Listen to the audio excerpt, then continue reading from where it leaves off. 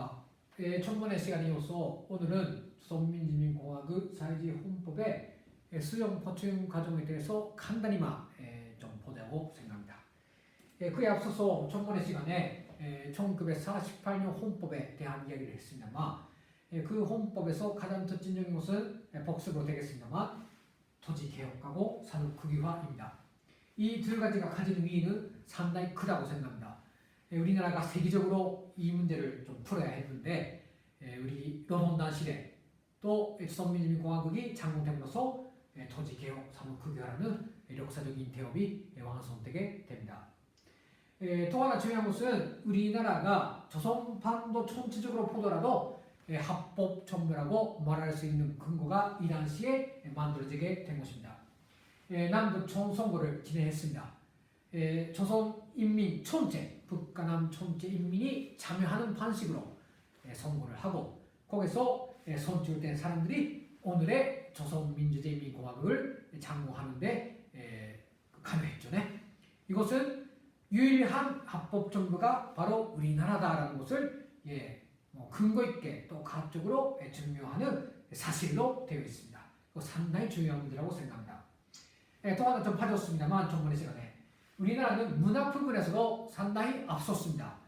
문맹 퇴치 운동을 힘차게 벌였습니다.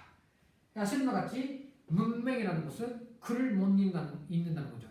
문맹이기 때문에 식민지 하에서 조선 사람들은 글 공부를 못했기 때문에 문맹이 상당히 많았습니다. 또한 봉건 잔재가 있어서 여성들은 글을 공부 못했기 때문에 글을 읽지 못했습니다. 그런데 수련님께서는 문맹은 암흑이고 글을 읽을 수 있는 것은 감명은 진보라고 말씀하시면서 감명하게 되자면 글을 읽어야 된다. 그래서 교육에 상당히 힘을 놓습니다. 연필 콘장도 만드신 이야기는 상당히 유명하지 않습니까? 그래서 문맹 퇴치 운동을 극가적으로 합니다만 그 계기로 된 여성의 이름이 바로 리계산 여성이라고 합니다.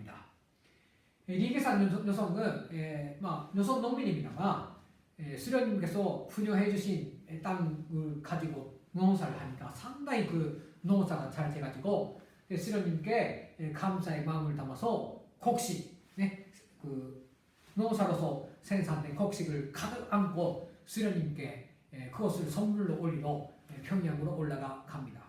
수련님께서는 그 여성을 만나주시고 상당히 뜨겁게 인사를 하시면서 그래서 상당히 고맙다고 하시면서 말씀하시는 것이 이 여성이 글 못 읽는다는 것을 알고 이렇게 말씀하십니다. 어떻게 말씀하셨는가 좀 자료에 가면 이렇게 스님께서 말씀하셨다고 합니다. 이제라도 늦지 않으니까 글을 배워야 한다. 글을 알아야 사람이 사는 보람이 있고 나라 일에 적극 기여할 수 있다. 이렇게 깨워줘 주시면서 수련님께서 제시하신 과제가 섣달입니다. 리계산 농민한테 섣달로서 글을 배우시오. 그래서 배웠던 그 글로서 나한테 편지를 보내라 이렇게 말씀을 하십니다. 리계산 여성은 수련님께서 주신 가업이기 때문에 열심히 글을 공부하면서 농사를 합니다. 그래서 석 달 후 약속대로 수련님께 편지를 올리게 됩니다. 그 편지가 다음과 같은 내용입니다. 장로님, 오늘이야 겨우 편지를 올리게 되었습니다. 장로님께서 석 달 후에 편지를 써서 보내라는 말씀을 받들고 저는 자나깨나 열심히 공부하였습니다. 이제는 신문도 조금씩 볼 수 있게 되었습니다. 장로님, 저의 살림살이는 날이 갈수록 재미납니다. 장로님께서 주신 농가 밭에서 벼도 잘 되고 저와 콩밭도 잘 되었습니다. 앞으로도 저는 장로님의 가르침을 받들어 더 많이 배우고 더 많이 일하겠습니다. 이렇게 편지를 보내게 되었는데 이것이 상당한 파문을 일으키고 우리나라 온 땅에서 우리나라 온 나라에서 인민문화 향상은 문맹 퇴치로부터 라는 구호를 들고 문맹 퇴치 운동이 힘차게 전개되게 됩니다. 그 결과 지금 조국에서는 100% 글을 읽는 사람들이 있죠. 100% 글을 읽다. 그렇게 단순한 일은 아니라고 생각합니다. 이렇게 해서 오늘 전국에서는 교육에 힘을 놓는 나라로 되었다는 것을 좀 소개를 드리자고 생각합니다. 이것도 다 우리 당이 민주공설 시기에 이룩한 그러한 성과입니다. 그러면 좀 오늘은 이런 이야기를 소대에 말씀드리면서 헌법 수정 보충의 역사에 대해서 간단히만 말씀드리겠습니다. 구체적인 내용, 구체적인 자료들은 또 제가 후에 또 보내드릴 수도 있고 또 우리 대학에 돌아오면 그런 자료들은 많이 있기 때문에 오늘은 조금 윤곽적으로 간단히만 수정 보충 역사를 이해하고 좀 해설을 하자고 생각합니다. 여기서 첫 번째 사회주의 헌법은 72년 헌법입니다. 72년 헌법은 우리나라가 1958년에 농촌경유위 사회주의적 개조가 완성되고 70년대에 들어가서 사회주의 공업화가 실현된 것을 조금 성과로 해서 사회주의적인 경제 제도가 마련되는 기초가 마련되었기 때문에 또한 전체적으로는 수령님을 중심으로 하는 유일산 체계가 확립돼감으로써 이제는 우리나라가 사회주의를 선포할 수 있는 토대가 마련되었다고 판단이 되었기 때문에 72년에 사회주의 헌법을 선포하게 되었다는 것입니다. 72년 헌법의 특징은 바로 수령님께서 직접 사회주의 헌법을 집필하셨다는 것입니다. 이것이 특징입니다. 따라서 72년 헌법은 어디에 나와 있는 가 하면 수령님 로작에 게재되어 있습니다. 따라서 조작집을 보면 헌법이 나와 있다. 이렇게 말씀드릴 수가 있습니다. 수령님 표시가 있는 대로입니다. 후에 이것을 봐놔주면 좋겠습니다. 72년 헌법의 특징은 크게 저는 그렇습니다. 6가지로 정리했습니다만 간단히만 우선 국가체계를 자주주의 사회주의 국가로 선포한 것. 둘째가 우리나라 지도사상을 막스 레닌주의를 우리나라에 잠재적으로 적용한 추세사상이라고 선포한 것이죠. 셋째로 프롤레타리아 독재 규정한 거. 넷째로 국가 및 협동단체 소유를 규정한 거. 세사상에 대해서.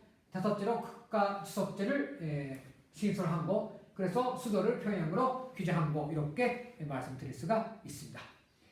우리나라 72년 헌법의 가지는 위에 대해서는 4가지로 정리해드렸습니다만 간단히 말씀드리면 우리나라의 사회주의를 법적으로 옹호할 수 있게 되었다 하는 것으로 말을 집약할 수 있다고 생각합니다. 후에 좀 자료 보내드리기 때문에 좀 참고를 해주시면 좋겠습니다. 다음에 그 12년 헌법입니다. 그 12년 헌법은 어째서 72년 헌법을 20년 만에 수정하게 되는 건가 하며 사회주의가 다른 나라들에서 붕괴되었기 때문입니다.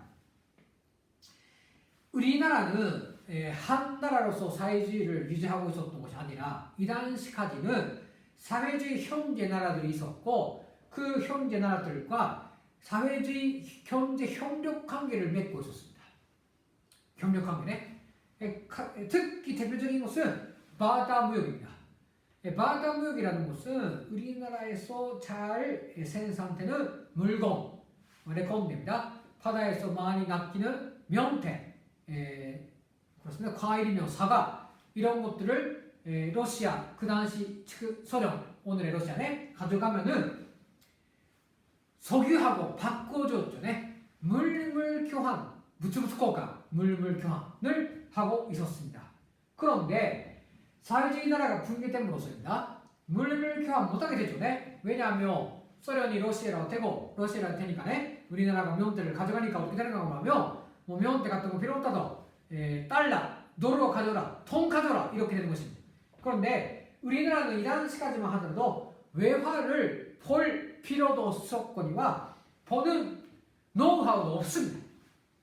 그럼 어떻게 하는가? 그래서 헌법을 수정해서 외화를 벌 수 있도록 해야 했고 또 여러 가지 소련을 명대에 두고 있었던 면제가 있지 않습니까? 그런 것도 우리식 사회주의로 탄탄하게 나가야 하게 되었기 때문에 이런 부분을 바꿔야 하게 되었던 것입니다. 그래서 장군님께서 말씀하신 대로 사회주의 유럽을 고사하고 빈장에 완수하는 데서 나서는 중요한 원칙과 가업들을 정면적으로 규제해야 했습니다. 그래서 그 12년 헌법으로 수정하게 되었다. 꼭 간단히 해설을 할 수가 있습니다.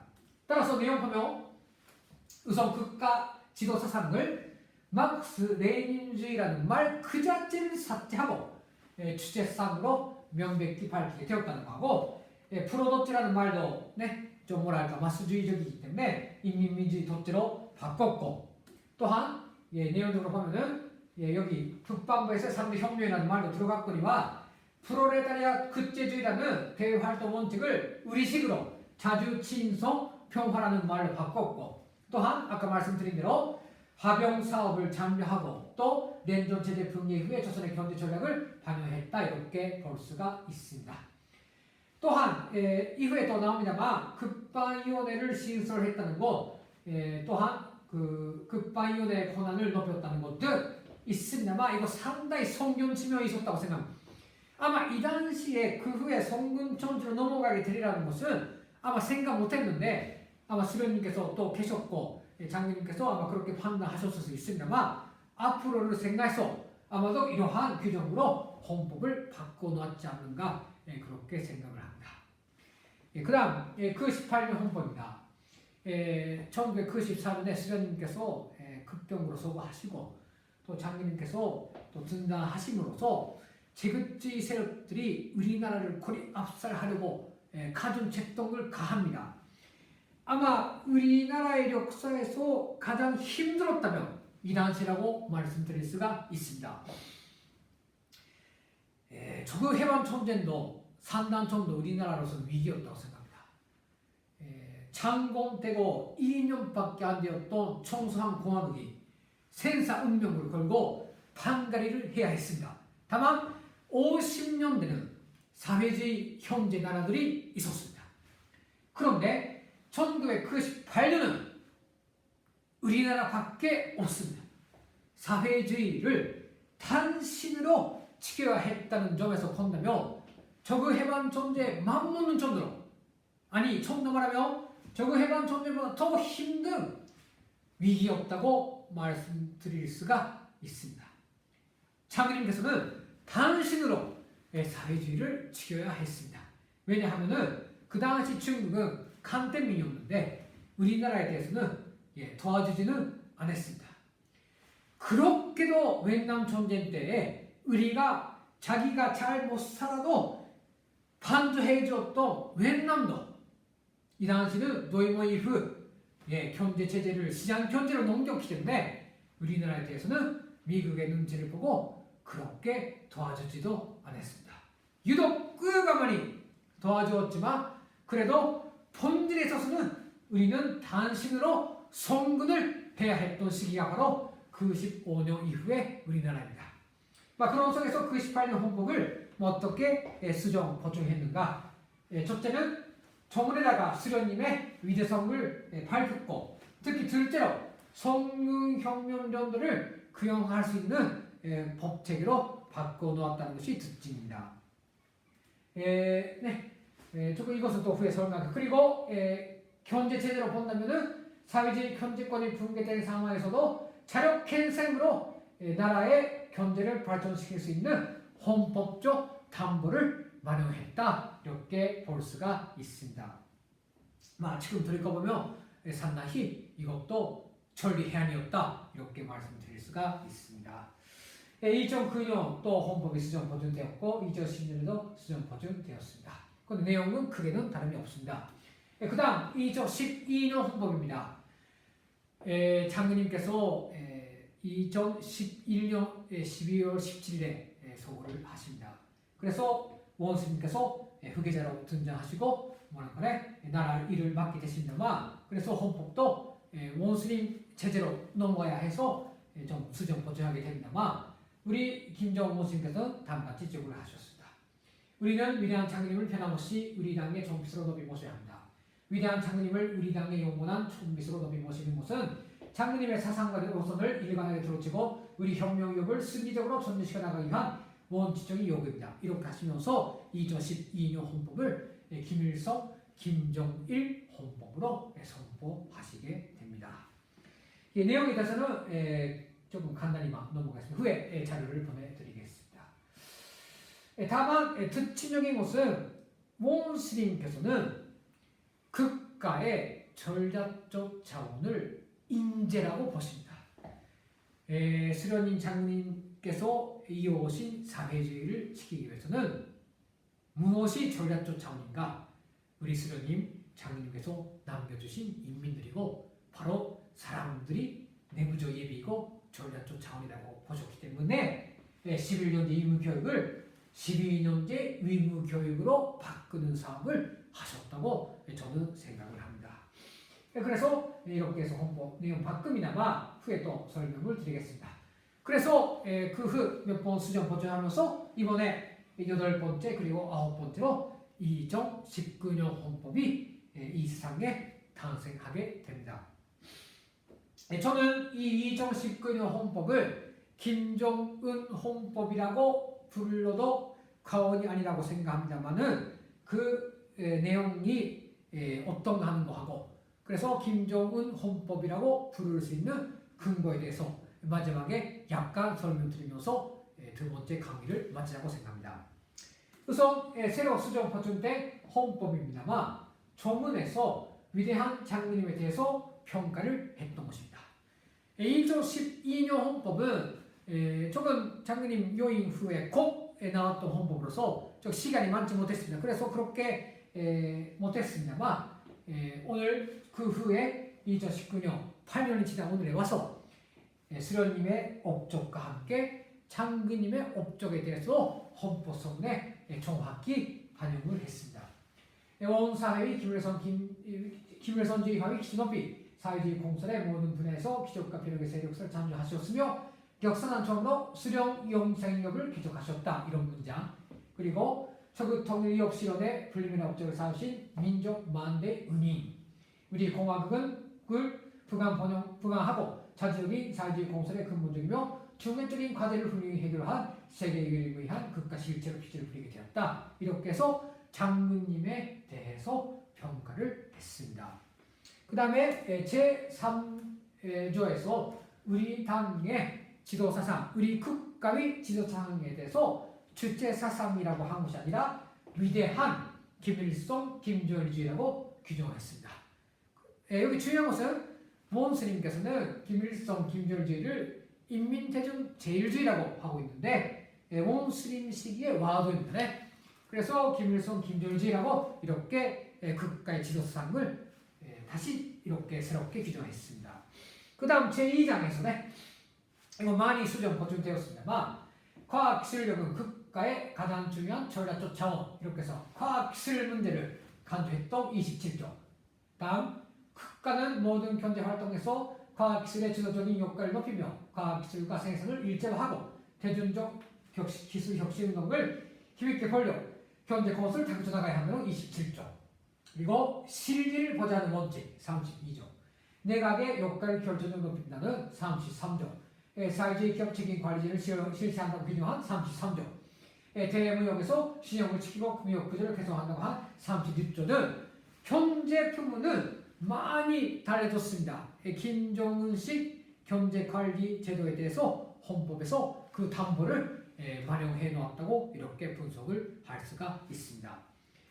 문화 분야의 재원칙도 많이 달려졌습니다만 특히 온 사회의 인테리화라는 말이 없어지고 청인민과학기술 인재화라는 40조 그리고 과학연구 부분에 대한 국가투자를 늘린다는 50조 보건 부분에 대한 물질적 보장 사업을 개선하는 56조 이렇게 해서 상당히 인민대중제일주의가 구현된 내용으로 되어 있습니다. 특히 보건 부분입니다. 보건 문제는 상당히 저국에서 지금 활성화되어 있습니다. 논의가. 최근에도 보건 관계의 법들이 많이 제정되고 있습니다. 부문법에서 이런 것도 후에 보완하도록 하겠습니다.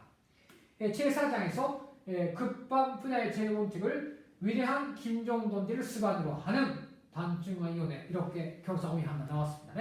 김정돈지라고 명백히 지금으로서 누구를 지키는 급반인가라는 것이 헌법상 명백히 되었다는 것입니다. 국가기구체계 부분입니다. 이거 중요합니다. 포인트인데 개정의 포인트입니다. 국무위원회 위원장은 청제조선인민이 정의에 따라 최고인민회에서 선거하며 최고인민회의 대의원으로는 선거하지 않는다는 것.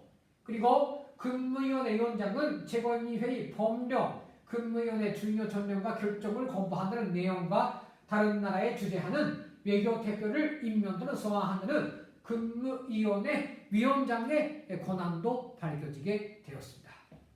옛날의 치섭제와 거의 가깝다고 말해도 과언이 아닙니다. 또한 극가를 대표하는 조선민주주의공화국의 최고 지도자가 바로 근무위원 위원장이라 하는 규정, 무력 총사령관이라는 규정, 이렇게 해서 우리 김정은 원수님이 조선인민의 실질적인 덕분이다 하는 것이 헌법적으로 명백히 되었다고 볼 수가 있습니다. 자, 그러면 2019년 헌법의 주요 특징에 대해서 간단히 해설을 하겠습니다.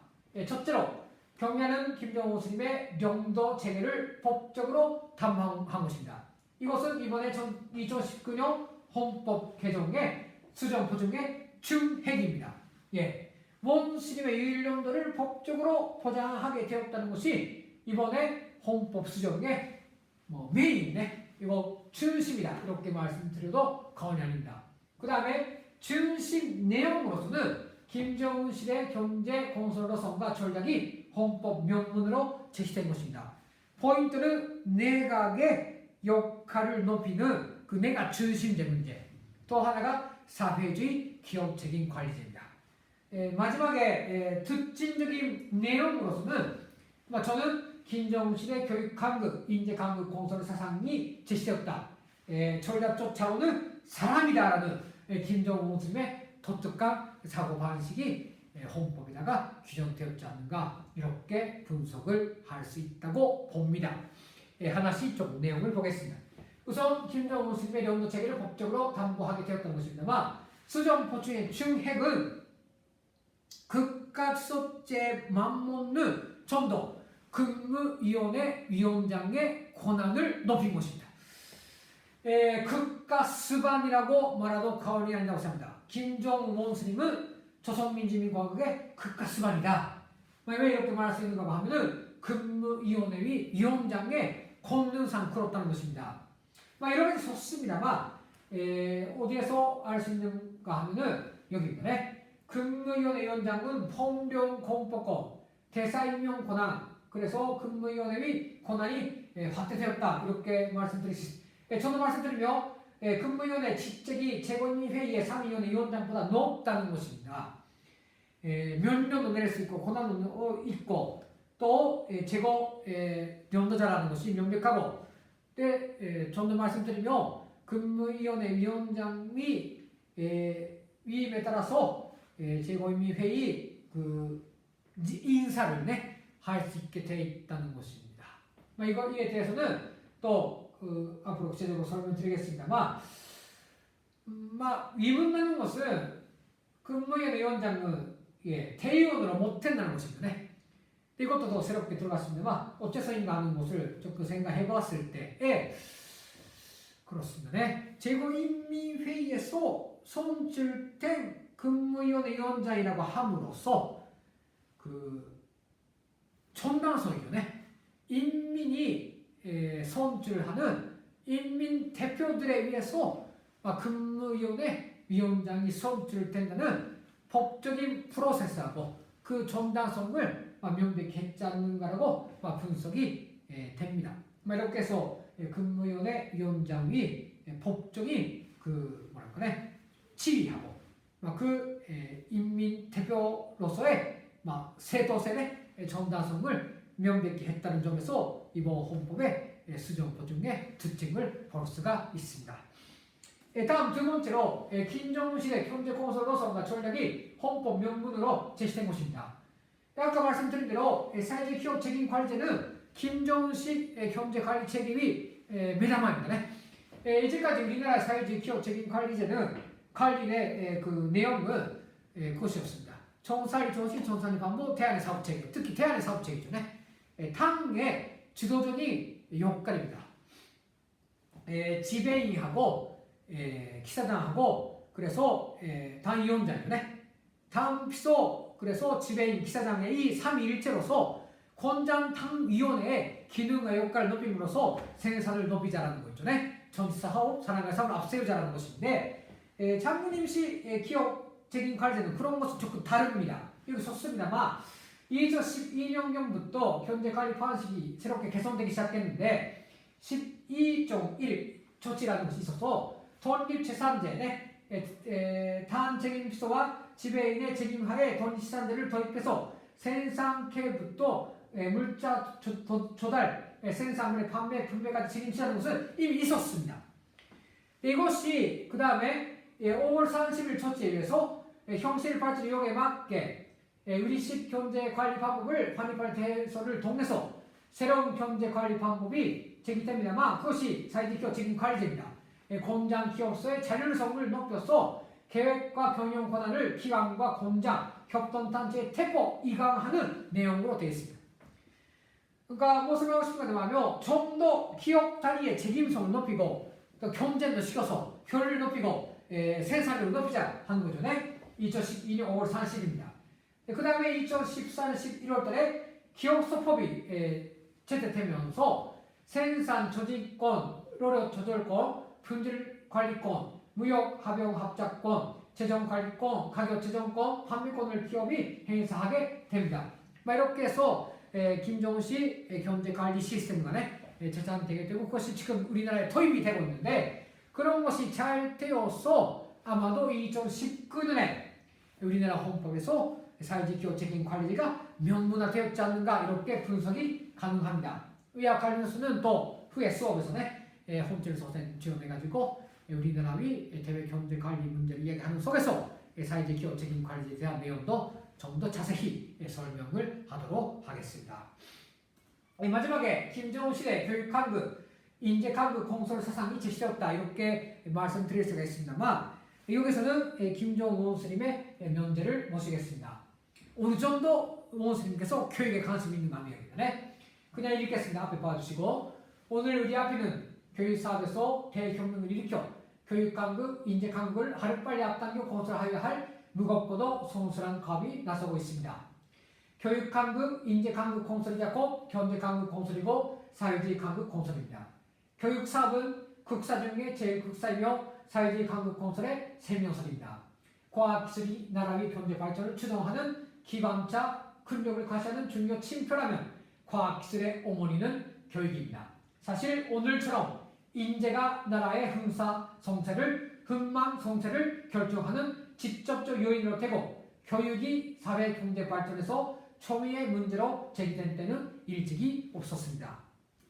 지금 나라들 사이의 국가 경쟁은, 근력 경쟁은 과학기술 경쟁, 그를 안받침하는 교육 경쟁, 인재 경쟁으로 되고 있으며 그 치열성은 보이지 않는 전쟁을 반복하게 하고 있습니다. 발전된 나라일수록 미래 사회의 변화에 대하여 연구하고 그에 대응하기 위한 미래 교육의 방향과 인재 교육 육성을 위한 교육 전략과 정책들을 세우고 있으며 그 실현에 박차를 가하고 있습니다.